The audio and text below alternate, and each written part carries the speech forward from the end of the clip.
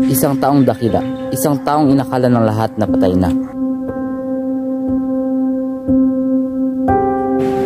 Batid kong ikaw ay naghirap at nagtiyagang tulad ko. Katulad ko'y may pautang ka ring dapat singilin sa lipunan. Kailangan ko ang tulong mo. Gamitin mo ang iyong talino't lakas upang ituwid ang nililiis nilang landas. Para sa kalayaan! Mabuhay!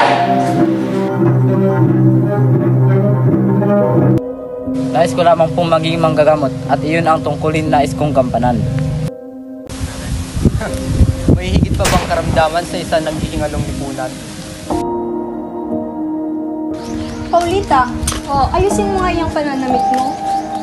May pagbibili ba niyo sa akin sa halagang 500 piso? 500 piso? Malalaman niyang pinili kong magpaalila kaysa ipagbili ang Agnos na sangla ng kanyang pag-ibig sa akin. Isang mapayapang pag-aalsa, isang tahimik na revolusyon. Paano kung tumutol din si Don Custodio? Wala nang magagawa ang ating mga kalaban kung hindi tanggapin ang pakikihango. May kasabihan ng mga Kastila, ang hindi umiiyak ay walang gatas, ang hindi umiiyak ay hindi mabibigyan. Hindi ka dapat matakot dahil kasama mo ako. Sisiklab ang revolusyon sa isang dugyat ko lamang.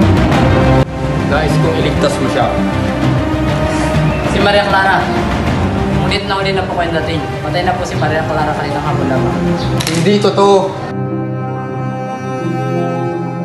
Namatay siyang di ko nakikita. Namatay siyang hindi nalalaman na nabubuhay lamang ako para sa kanya.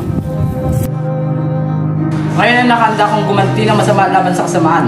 Nakahanda na akong ipagtanggol at bigyang katarungan ng mga sawing palad. Makinig ka sa sabihin ko. May mayayari na pasabog sa bahay na yan at lahat ay masasawi.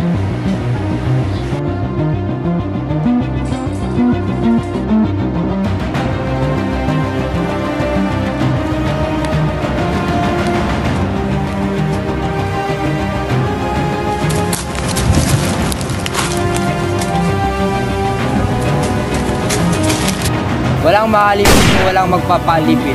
Pinakatakutan ng tao na ngaapi ang taong inaapi nila.